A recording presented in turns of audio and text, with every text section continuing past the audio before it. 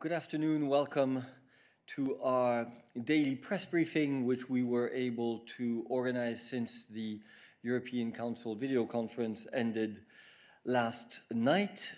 So we're very happy to be with you here today. Today is Friday, the 26th of March. Let me start with the items on the President's agenda for next week. On Monday, President von der Leyen will chair the steering board of the Recovery and Resilience Task Force. And on Tuesday, she will meet the new European Bauhaus high-level roundtable via video conference. And now over to Stéphane, who has good news on our EU for Health program. Stéphane, who will connect. Hello, good afternoon, everybody. La Commission se félicite de l'entrée en vigueur du programme EU for Health. C'est un programme qui met à disposition 5,1 milliards d'euros pour renforcer la résilience des systèmes de santé et pour promouvoir l'innovation dans le secteur de la santé. Les EU for Health aidera de manière significative à la reprise post-Covid en améliorant la santé de la population de l'Union européenne. En effet, le programme va soutenir la lutte contre les menaces sanitaires transfrontalières et il va renforcer la préparation et la capacité de l'Union européenne à répondre efficace à des futures crises sanitaires éventuelles. Le programme contribuera ainsi à l'établissement d'une Union européenne de la santé forte. Et comme d'habitude, vous allez trouver beaucoup plus d'informations très intéressantes sur notre Press Corner. Merci. Merci beaucoup Stéphane. Et donc nous passons à vos questions et je passe la parole tout de suite à Philippe. Hello, Philip Blenkinsop of Reuters. Hopefully you can hear me. Yeah. I just wanted to ask about the approval process in relation to the export authorization scheme, which was announced on Wednesday. Obviously, it was discussed by EU leaders, but I think that there is some sort of separate procedure by which it may have already have been approved or may not have done. Maybe you can just clarify that? Yes, thank you very much, Philip. Indeed, good to clarify this point.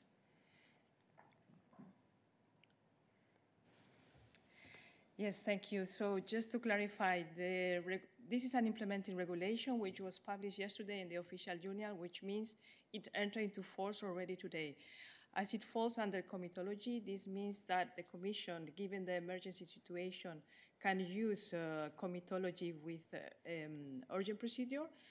The decision is adopted and then member states are consulted, and this is what will happen in the next days. In the next 14 days, member states need to be consulted on these mechanisms and they could oppose by qualified majority. But as I said, the procedure is already been adopted and is already in place since today. Thank you very much. Philip, you still have your hand raised. Does that mean you have a follow-up? Okay, sorry. It's maybe my screen that is not updated. Indeed, sorry for that. Okay, let us continue with questions on the export mechanism and exports if there are. So please only keep your hand raised if it is on this issue. Thomas. Oui, merci. Hier, plusieurs pays ont exprimé optimisme quant à la possibilité d'arriver bientôt à un accord avec les Britanniques sur le partage des vaccins qui sont produits au Royaume-Uni. Tout le monde sait que c'est la Commission qui mène les discussions avec les Britanniques, donc je me demande si vous avez quelque chose à annoncer là-dessus. Et vu que l'Inde a décidé de suspendre les exportations, et je pense que le Royaume-Uni comptait beaucoup sur l'Inde pour son plan vaccinal, est-ce que vous vous inquiétez par conséquence d'un effet sur la possibilité d'arriver à un accord avec le Royaume-Uni? Merci. Merci beaucoup, Thomas. Tout ce que je peux dire, c'est que les discussions avec le Royaume-Uni continuent. Nous n'avons pas de commentaires à faire pour le moment sur la teneur de ces discussions ou les perspectives d'un accord sur ce point. Mais comme vous le savez, l'objectif commun, c'est de s'assurer que nous puissions avoir une bonne coopération en matière de lignes de production, de supply chains, comme on dit en anglais, dans le domaine de la production de vaccins. Et nous avons évidemment pris note de la décision indienne. Comme vous le savez, l'Union européenne, elle continue à ne pas inclure les exportations vers COVAX dans son mécanisme d'autorisation des exportations. Donc je crois qu'il est important de rappeler que l'Union européenne continuera à fournir des vaccins à l'ensemble des pays qui sont sur la ligne COVAX. Je n'aurai pas de commentaire à faire sur le lien entre la décision indienne, un lien éventuel entre la décision indienne et les discussions en cours avec le Royaume-Uni. Alors, on continue sur ce sujet. Quentin. Oui, bonjour. Tu m'entends, Eric? Oui, vas-y. Super. Oui, c'est un peu un follow-up de cette question-là, toujours sur la Grande-Bretagne. Le Premier ministre néerlandais Mark Rutte a dit qu'il y avait quand même une réunion samedi qui était prévue entre la Commission et le Royaume-Uni pour parler de ça. Est-ce que tu peux au moins confirmer que cette réunion a lieu? Je peux te confirmer que des discussions sont en cours et certainement continueront dans les jours à venir. Je ne vais pas commencer à te dire exactement à quel jour et quelle heure les réunions ont lieu, mais ce qui est clair, c'est que des réunions sont en cours et sont prévues. Christian. Oui, bonjour. Je voudrais revenir sur le mécanisme d'exportation. J'ai compris qu'hier, c'était un sujet qui a été quand même assez âprement discuté. C'est vrai que c'est une prérogative de la Commission, c'est vrai que c'est un règlement d'exécution en procédure d'urgence, mais à ce que j'ai cru comprendre, les États membres ont demandé à la Commission à être consultés chaque fois que ce mécanisme serait actionné. Donc, je voudrais savoir quelle est la procédure, comment ça va marcher, et est-ce que vous allez respecter cette demande ? Excuse-moi Christian, mais ça n'est absolument pas dans la déclaration finale, autant que je sache, et le règlement d'application, il est très clair. Je donne la parole de nouveau à Myriam pour elle expliquer comment il fonctionne, et c'est comme ça qu'il fonctionnera. Oui, juste pour clarifier, le mécanisme tel qu'il est adopté, c'est pour une période de 6 semaines. Quand c'est adopté par une procédure d'urgence, ça ne peut pas dépasser 6 semaines. Si on veut prolonger le mécanisme, on doit suivre la consultation normale des États membres. Alors, on doit les consulter avant que les nouvelles mesures puissent être étendues ou puissent rentrer en vigueur. Donc, pour être clair, sur les décisions individuelles, le mécanisme fonctionne tel que prévu, c'est-à-dire, comme tu le sais, l'État membre fait une proposition de décision, soit d'autorisation de l'exportation, soit de refus. Ce projet de décision est envoyé à la Commission européenne, qui soit se range à l'avis de l'État membre, soit décide d'adopter une position contraire, auquel cas il faut que la Commission adopte formellement cette position contraire. Alors, nous continuons sur ce thème. Angela.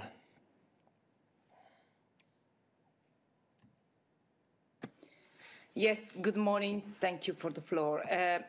I was wondering, maybe this has been asked before in the previous weeks or months, but it would be important now to have the numbers of the vaccines ordered by each member state once the Commission signed the contracts. Well, I mean, after the protests by the Austrian Chancellor yesterday about the unequal, according to him, distribution of the vaccines, is it possible to have the numbers of each state, which vaccines each state has ordered and in the past months? Thanks. Thank you. I think Stéphane will explain the situation to you when it comes to who's responsible for the numbers and their publication. Stéphane. Thank you. Indeed, I think I have to explain in a few words who is responsible. So, you know that we negotiate, Commission and Member States negotiate advanced purchase agreements with the different companies. In these advanced purchase agreements, we lay down, among other things, general delivery arrangements, general delivery schedules, identifying for certain amounts in time how many doses are expected from the company. Now, once the contract is concluded, the next step is that purchase orders are placed by the member states. Obviously, these purchase orders have to respect what is laid down in the advanced purchase agreement. And the objective of these purchase orders is that the member state actually purchases the doses from the company. Now, the member states these are discussions that take place between the company and the member state, because the member state is much better placed than the Commission to know what they need, when and where. So the committee part to these purchase orders, the member states are therefore also far better placed to offer you the updated figures as to the actual orders placed with the company. And this is indeed why I would invite you, when you would like to have figures about what has been ordered by the member state, what is the latest state of play of orders by the member state, to check this indeed with the member states. Thank you. Thank you. We continue. Angela, you have a follow-up. To say that the Commission has to do all the work, but it couldn't be an idea for the Commission to ask Member States transparency about this. I know that maybe next week there will be an initiative by the Euro parliamentarians about this, because, I mean, the topic has been... is ripe now to make this. It wouldn't be an idea to ask them to be transparent about this, so in order to reply also to Kurz and these strange protests. Thanks. Thank you, Angela. But I think the situation is extremely clear. You know, there are responsibilities for the European Commission and there are responsibilities for the member states. And the issue, as Stefan has just said, of who is ordering what when is a responsibility of the member states. And therefore, it is really up to them to decide what it is they want to publish and when it is that they want to publish it.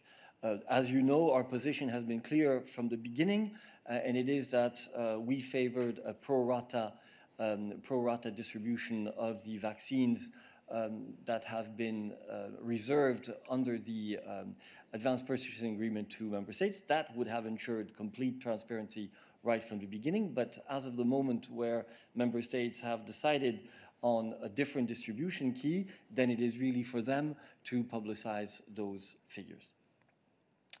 James. Hello, good morning. Oh, well, not good morning, good afternoon. Two sort of quick questions, please. The French Foreign Minister has said that Britain is trying to blackmail the EU over the vaccine supplies disagreement. Is that an assessment the Commission shares? And secondly, during the Brexit negotiations, we talked a lot about the importance of transparency in negotiations, but that would somehow, the impression was given that this would set a precedent, really. Why are we not having similar levels of transparency in the negotiations between the UK and the EU on vaccines that we did during the Brexit process? Thank you. Thank you, James. No, we have no comment to make on comments, as you know. And under the second question, I don't know under which impression you were, but the fact is that the negotiations on Brexit and on the following agreement were a very, very specific case, and therefore specific procedures were put in place when it comes to informing the media and the public on these negotiations. Marco.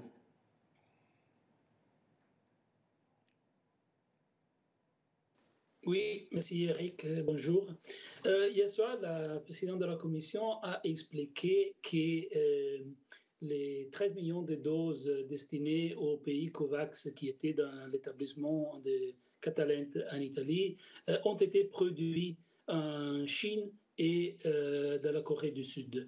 Je veux savoir, est-ce que vous avez de la clarté sur les autres 16 millions de doses que le président a dit qui seront délivrées aux pays de l'Union européenne? Est-ce que vous savez où ont été produits et si ces doses-là ont été produites aussi dans l'établissement de Alix aux Pays-Bas, qui n'a pas encore obtenu l'autorisation de l'EMA et qui est, disons, dont la production est un peu partagée entre l'Union européenne et le Royaume-Uni. Merci. Merci. Je passe la parole à Stéphane sur ta question. Merci beaucoup.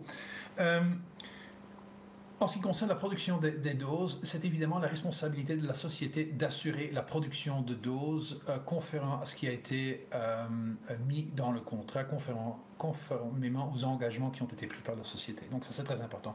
Ce qui importe pour nous, c'est que la société AstraZeneca puisse remplir ses engagements vis-à-vis de la Commission, vis-à-vis des États membres, vis-à-vis de la population de l'Union européenne. Et ça veut dire, par exemple, assurer que pour le premier trimestre, il y aura 30 millions de doses qui seront livrées comme ça a été annoncé par la société. C'est à la société d'assurer que ces livraisons, la production et les livraisons aient lieu, que ça se passe dans les usines conformément au contrat et que les usines qui sont utilisées ont évidemment reçu l'autorisation de l'Agence européenne des médicaments. Donc c'est à la société, je dirais, d'assurer le respect du contrat, le respect de ses engagements vis-à-vis de l'Union européenne. Merci. Et en ce qui concerne l'usine Alix à laquelle tu as fait référence, je crois comprendre qu'une annonce sur sa certification est imminente. David. Oui, merci et bonjour Eric. J'aurais deux questions. La première sur le mécanisme de transparence et contrôle exportation. Je n'ai pas compris quel pays peut prendre la décision de bloquer une exportation. Si c'est le pays où le vaccin est produit, si c'est le pays où le vaccin est mis dans les fuels, ou si c'est le pays, par exemple, où une entreprise a sa base logistique. Donc je voulais savoir si vous pouvez me clarifier ce point. Deuxième question, c'est par rapport à AstraZeneca et ce que vient de dire Stéphane. C'est la question de la capacité de produire de AstraZeneca.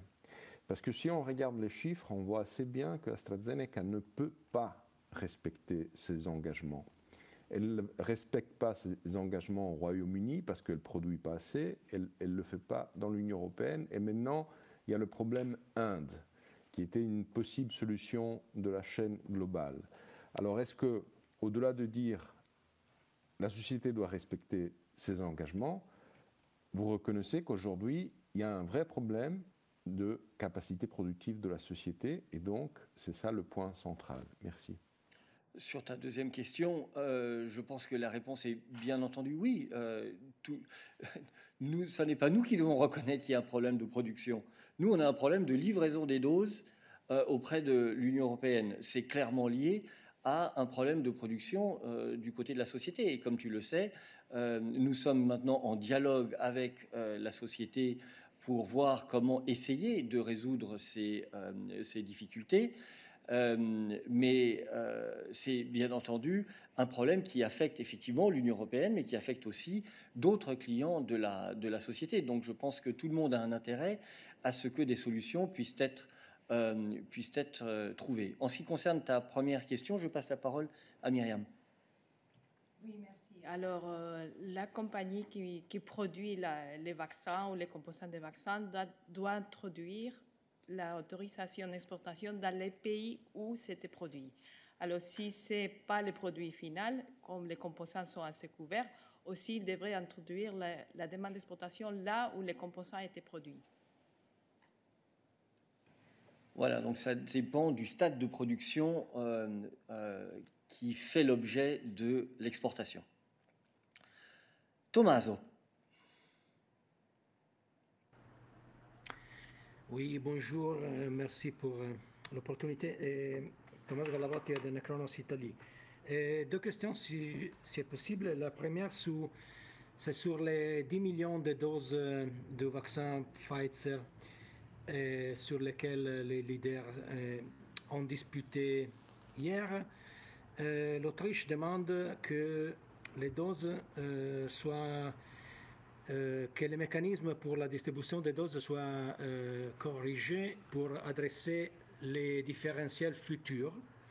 Je me demande si la Commission pense qu'une modification dans ce sens est possible. Et la deuxième question, c'est sur l'Inde.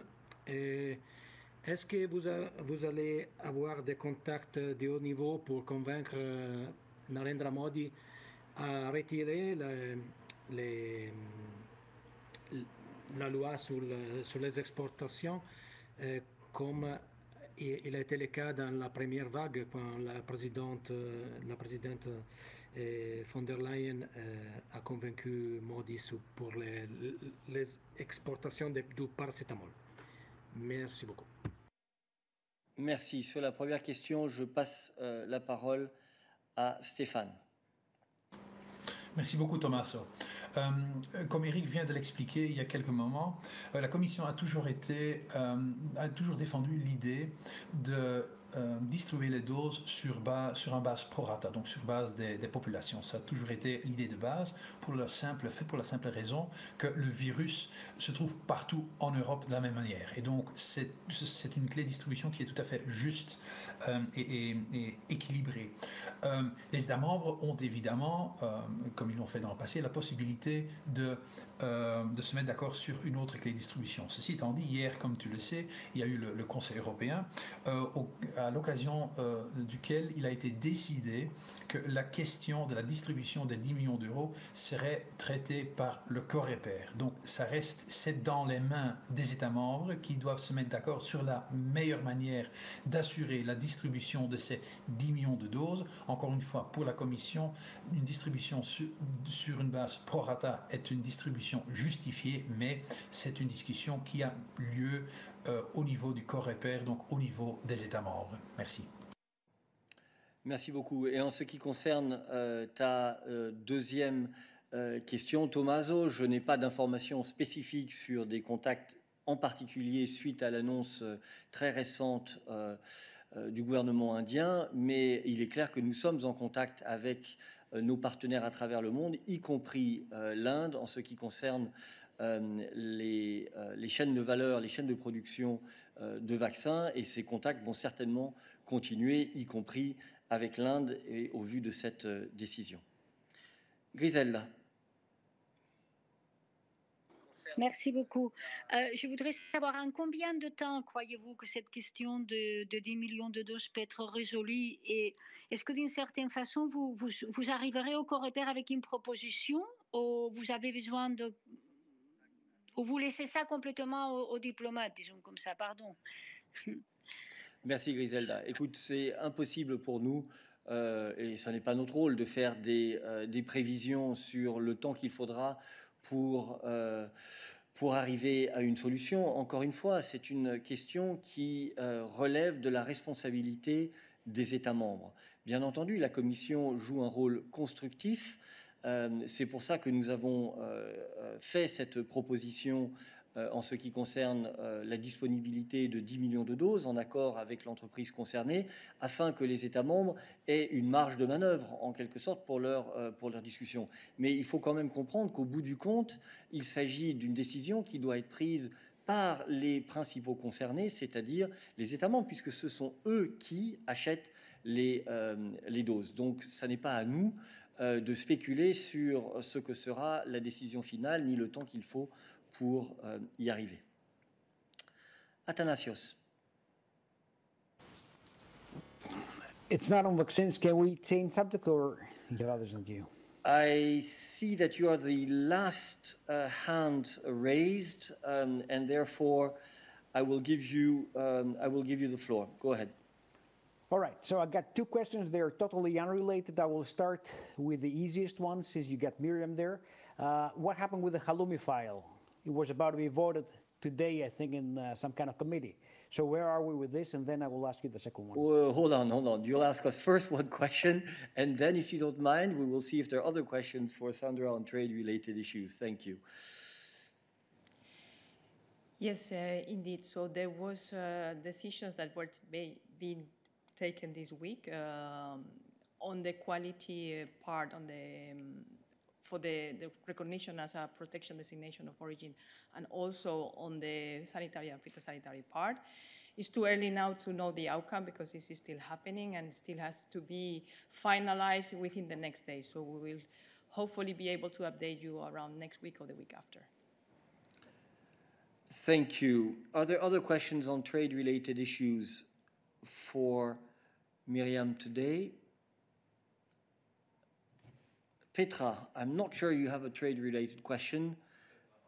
Yeah, but nevertheless, since there are no other questions, before we come back to Athanasios, I know you had raised your hand before, so we will come back to you, Athanasios. Petra, you have the floor. Hello, do you hear me? Yes, go ahead, Petra. Yeah, thank you, Eric. My question is about yesterday's virtual meeting of President von der Leyen with Slovenian Prime Minister Janša.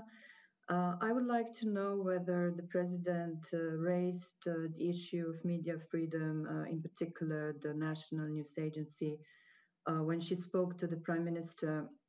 Because today in the Parliament there's a debate about the situation in Slovenia, including the media freedom. And this is the third debate about this in a month. There are several MEPs asking for a stronger response or engagement of the Commission when it comes to this issue. So in this context, I would like to know whether the President spoke about it when she talked to the Prime Minister yesterday. Thank you.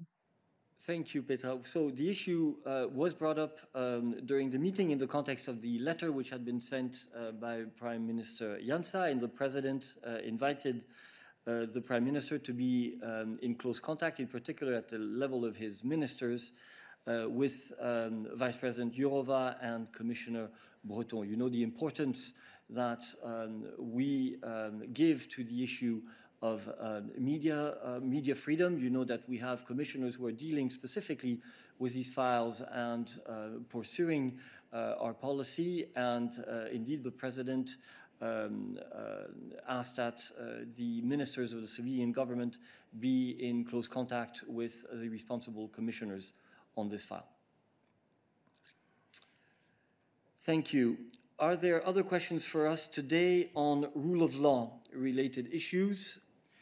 Since we have started with this issue. Katalin, I see you have your hand raised. Is it a question on rule of law?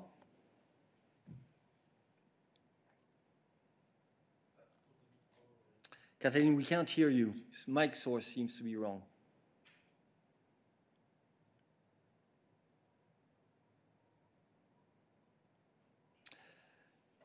So we cannot hear you for the moment. So whilst you try to sort out that problem, we will go back to Athanasios, who had a completely unrelated question, as you put it, Athanasios. It's completely unrelated to the halloumi. That's what I meant. So, I know. Anyway, I'm joking. Yeah. Can you imagine? You know, I've asked you this thing before, but now we have an official announcement. We have the Civil Aviation Authority of Greece announcing officially that Israeli tourists, which is non-essential travel, can travel to Greece up to date without the need for a negative PCR or quarantine if they are vaccinated. So last time I asked you, you said that rules have to be respected and the specific recommendations have to be respected. But now it seems that they didn't listen to you. So what are you going to do about it? Thank you very much. This is a question for Adalbert. Hello, Athanasios. I believe that Christian has given you our general position on this issue last time this question was raised in the midday briefing.